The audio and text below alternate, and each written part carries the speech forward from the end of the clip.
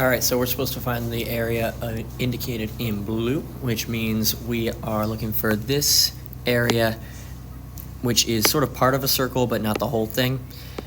Part of a sector of a circle right there.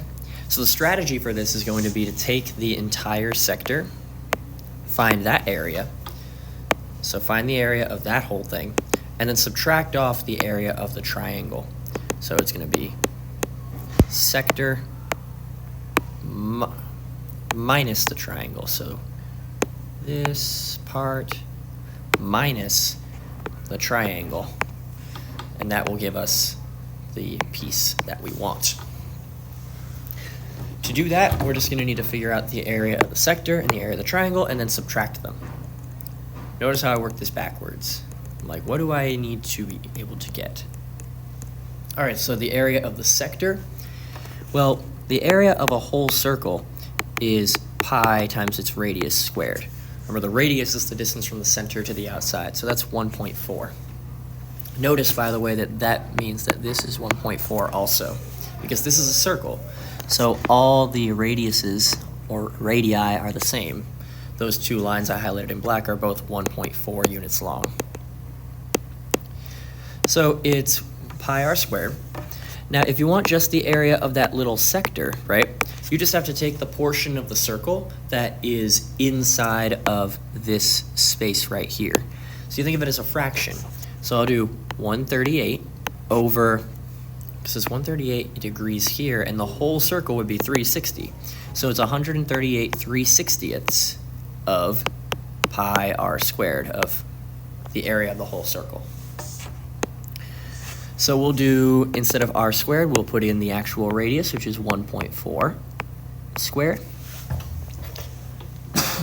So we'll put this in. I'm going to do 138 divided by 360 times pi, which is 3.1415, or you can just hit the pi button on the calculator.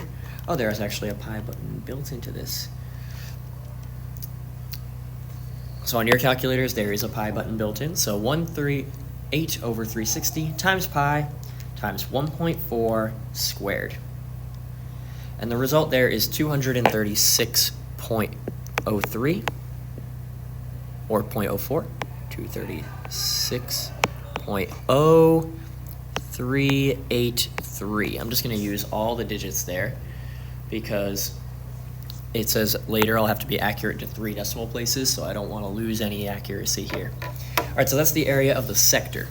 Then the area of the triangle.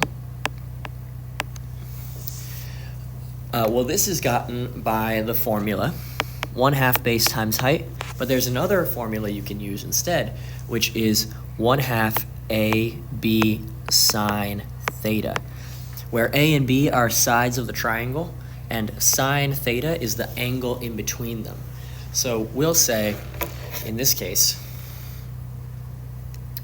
138 is our theta, and our A and B are the two sides of the triangle on opposite sides of that. They're both 1.4, the two radii of the triangle. So 1/2 AB sine theta is 1/2 of 1.4 times 1.4 times sine 138. And that is, putting that into a calculator, times 0.5, because 0.5 is the same thing as 1/2, times 1.4 times 1.4.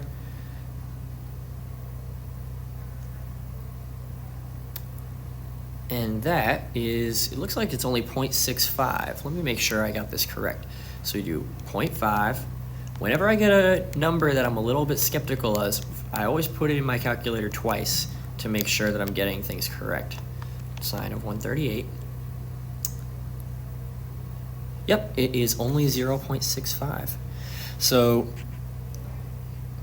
0.6557.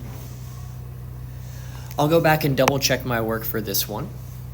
Notice how I'm taking my time. I'm like, hey, these numbers seem very different in their sizes, so I'm gonna make sure that I did everything correct. 138 divided by 360 times pi times 1.4 squared. And this is where I messed it up. This is not 236, this is 2.36. This is why you watch the whole thing. 2.36. When you get an error like this, just go back and be like, hey, why are these two areas so different from each other? It doesn't look like they should be that different. That's because I messed up my decimal point. So 2.360383. I just got the wrong decimal point there. So let's erase that. 36033. 2.360383. And now I will subtract those two quantities, this minus this, and that will give me my answer. When I subtract off 0.6557, I get 1.705. So the area should be 1.705, not 075, 1.705. 1.705, because they say report answer accurate to 3 decimal places. And that would be our answer, 1.705 square feet.